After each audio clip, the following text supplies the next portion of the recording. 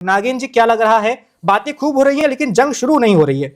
जी बिल्कुल, बातें खूब हो रही है, जंग शुरू नहीं हो रही, जो कि अच्छी बात है। चलिए, जंग शुरू नहीं हो रही, लेकिन जिस प्रकार से माहौल बनता जा रहा है, और बाकी कई बार हमने ऑलरेडी बोला है कि अगर यूएसए ने वहां पे अपने जंगी जहाज भेजे हैं तो ऐसा तो इसलिए नहीं हुआ है कि वॉर होना ही नहीं, और उन्होंने अपने इतने पैसे फूंक डाले और पूरे अपनी आर्मी को साउथ चाइना सी से घुमा के आप नेवी को पहुंचा रहे हो वहां। बिल्कुल। तो कुछ बड़ा तो बिल्कुल होना है। लेकिन अब जो कहते हैं ना, डायलॉग बाजी होती है कि भाई हम जंग का जो समय है वो हम तय करेंगे। अब ये तय कौन करेगा, यही देखना रह गया है कि अब ये डोनाल्ड ट्रंप तय करेंगे, कि इसको अब चाइना तय करेगी, कि इसको इजराइल तय करेगा, कि खामेनेई तय करेंगे। बस यही जो सबसे बड़ा मुद्दा ये रह गया है कि कौन सा वो ट्रिगर पॉइंट है, कौन सा ऐसा ट्रिगरिंग मोमेंट है जिसपे वो अटैक करेंगे। काफी चर्चा हमने ऑलरेडी की है कि परमाणु बम के पीछे पूरा मामला है। बिल्कुल। और परमाणु बम बनने से पहले हमला होगा कि बनने के बाद होगा, क्या होगा, ये मिस्ट्री है। अमेरिका की ओर से कहा भी जा रहा है कि हम ईरान को परमाणु संपन्न देश नहीं बनने देंगे। चलिए मेहमानों के पास चलते हैं। देवनाथ सर, आपके पास ही आना चाहेंगे। जो भी अभी ताजा घटनाक्रम है सर, उसको देखकर क्या लग रहा है? धमकी देना तो दोनों ओर से जारी है कि हम ऐसा कर देंगे, तो पलटवार में कहा जाता है कि हम भी ऐसा कर देंगे।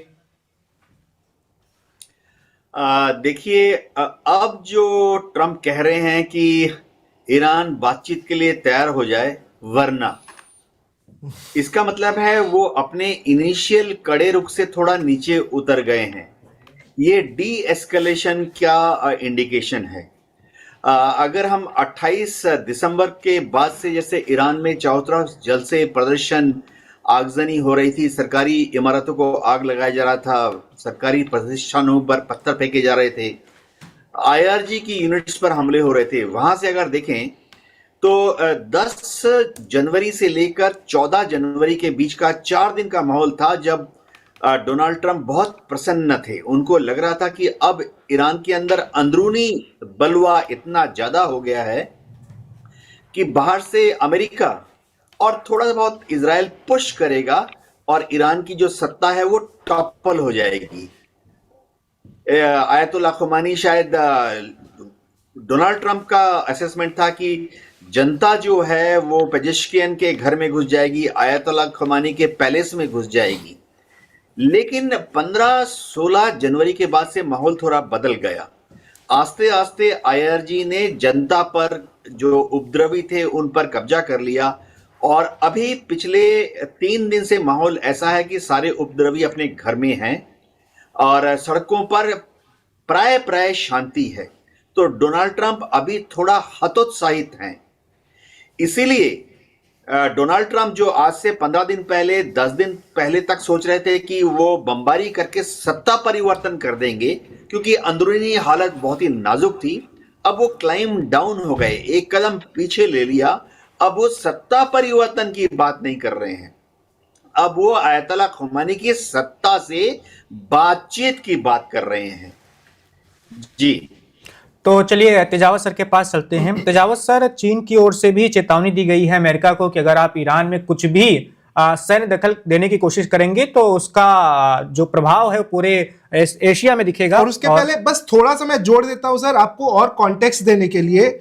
बहुत बड़ी खबर अब ये आ रही है, ईरान ने बोला है कि हम we will strike center of Tel Aviv if they are subjected to any attack. मतलब उन्होंने साफ साफ बोला हम सीधे इजराइल पे अटैक करेंगे। और दूसरा, जो हमारे यूके के प्राइम मिनिस्टर हैं केयर स्टार्मर, उन्होंने बोला है कि हम परमाणु बम जो ईरान बनाने की कोशिश कर रहा है उसको हम डिस्केलेट करना चाहते हैं, and will follow it till the end with China, कि हम चाइना को भी कन्विंस करने की कोशिश करेंगे कि भाई आप बॉम्ब नहीं बनाइए। जी सर। बिल्कुल नगेन साहब, आपने काफी महत्वपूर्ण जानकारी दी है।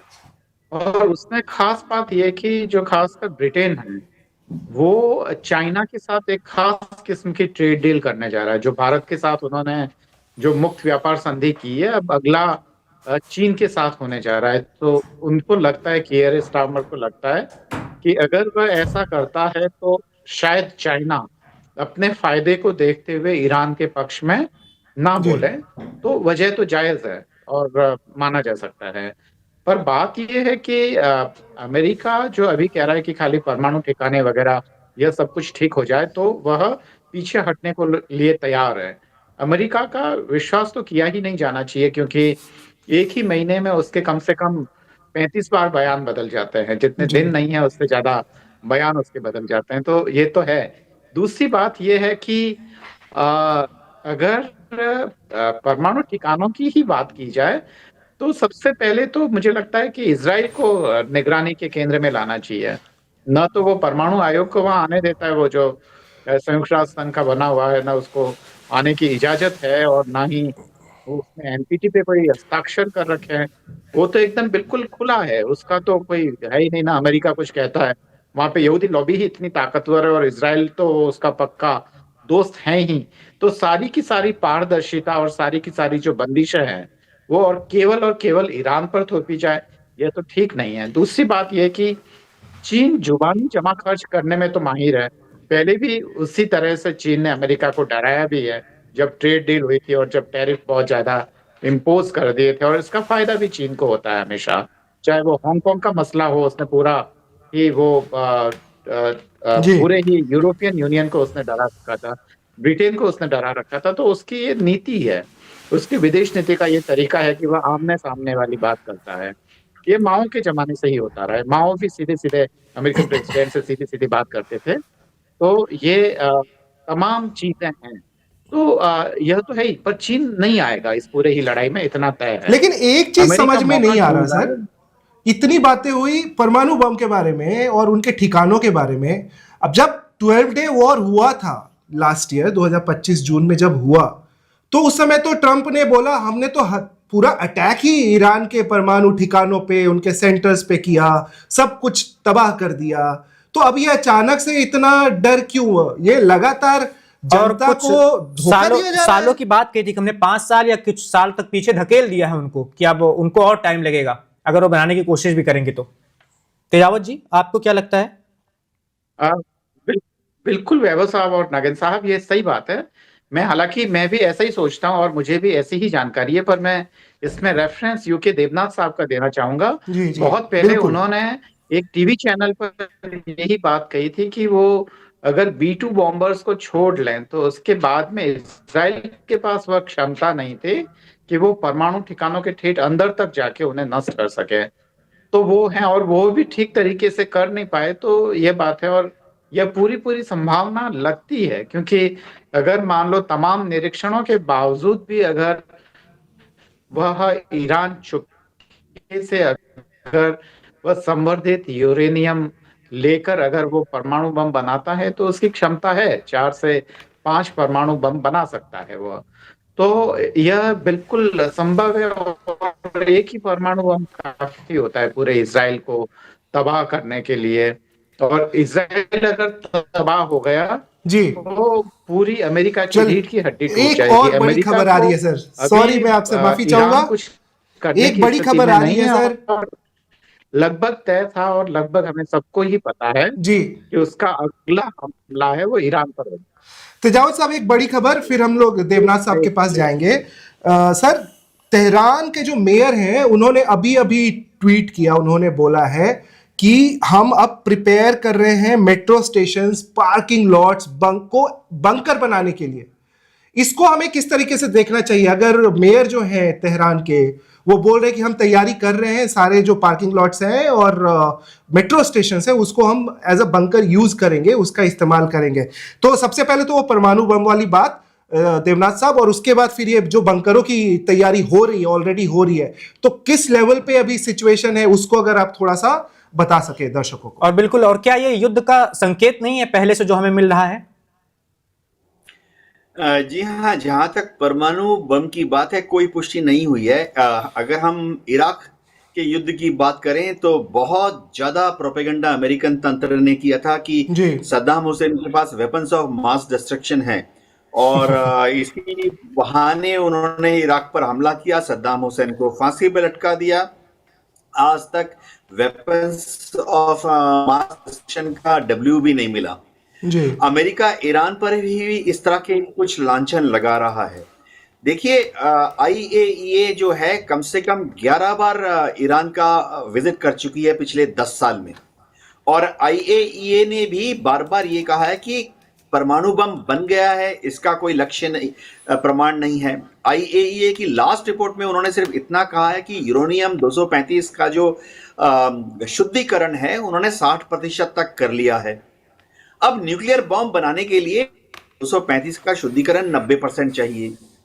अब पश्चिमी मीडिया बार बार एक सवाल उछाल देती है कि अरे उसका मतलब है बस अगले हफ्ते तक या और 15 दिन में वो 90% शुद्धिकरण कर लेंगे जी। एक और मीडिया में बार बार बोल देते हैं कि शायद पश्चिमी मीडिया, ये सब मोसाद और CIA के प्लांट खबरें होती हैं कि वो शायद 6 बॉम्ब बना लेंगे। देखिए मिलिट्री परिप्रेक्ष्य में ये समझना पड़ेगा कि ईरान के पास भी कूटनीतिज्ञ हैं, प्रोफेशनल राजनीतिज्ञ हैं, बहुत ही हाईली सोफिस्टिकेटेड, और ईरान के पास भी जनरल्स हैं जो कि युद्ध लड़ के बड़े हुए हैं। आज अगर ईरान के पास मान लेते हैं कि 6 न्यूक्लियर बॉम्ब हैं, और क्या वो इजराइल पर उसका इस्तेमाल कर सकता है? लोग कहेंगे हाँ कर देंगे, इजराइल को तो मटियामेट कर देंगे। लेकिन ये सोचना पड़ेगा, हर जनरल सोचता है कि मेरे एक्शन का शत्रु, इस मामले में शत्रु इजराइल और अमेरिका, क्या रिएक्शन देगा। अगर आज की तारीख में मान लेता हूं कि आयतुल्लाह खमेनी मेंटली अनस्टेबल हो जाते हैं और पेजेशियन भी उनको कंट्रोल नहीं कर पाते हैं, और IRG के जो टॉप जनरल्स हैं वो भी पागल हो जाते हैं और न्यूक्लियर टिप्ड एक मिसाइल लॉन्च कर देते हैं तेल अवीव के ऊपर जी, मानता हूं कि वो सक्सेसफुली इंटरसेप्ट नहीं किया जा सकता, मानता हूं कि जाके फट जाता है इजराइल की सरजमीन पर। इसके बाद क्या इजराइल युद्ध बंद कर देगा? मैं ईरान के जनरल्स की थिंकिंग बता रहा हूं। इसके बाद क्या अमेरिका डर जाएगा और अपने वॉरशिप्स को वापस ले जाएगा, सेंटकॉम कतर में बंद कर देगा, अमेरिका अपने मिसाइलों का रुख ईरान से दूर कर लेगा? नहीं, ये चीज ईरान के जनरल्स को मालूम है, उनके कूटनीतिज्ञों को मालूम है कि अगर ईरान ने कभी 1, 2 या 6 न्यूक्लियर बम इजराइल पर फेंक दिए तो आधे घंटे के अंदर ही या तो इजराइल के जो बचे खुचे, उनके पास 50 हैं, इजराइल के बचे खुचे जो मिसाइलें हैं वो ईरान तक पहुंच जाएंगी। लेकिन 10, देवनाथ 20, 30, 40, या अमेरिका 50 या 100 रवाना कर देगा ईरान की तरफ। ये समझना पड़ेगा कि ईरान न्यूक्लियर वेपन्स का इस्तेमाल करके कभी जीत नहीं सकता। उसके बाद ईरान का रिटेलिएटरी स्ट्राइक में ध्वस्त होना, धूल सहित होना तय है। Subscribe to One India and never miss an update. Download the One India app now.